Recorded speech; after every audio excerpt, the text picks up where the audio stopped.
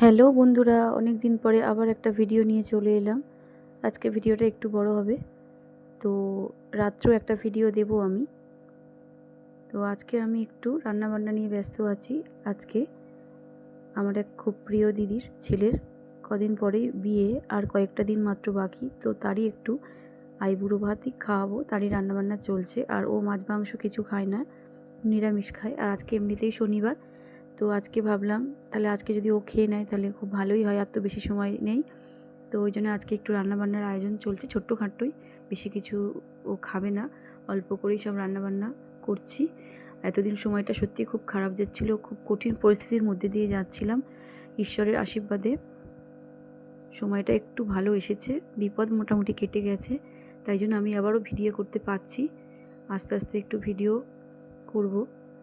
তো দেখতে থাকো, সঙ্গে থাকো বন্ধুরা। আর যদি ভালো লাগে অবশ্যই কিন্তু আমার চ্যানেলটা সাবস্ক্রাইব করে দিও, লাইক করে দিও। টাটা সবাইকে, সবাই খুব ভালো থেকো, সঙ্গে থেকো।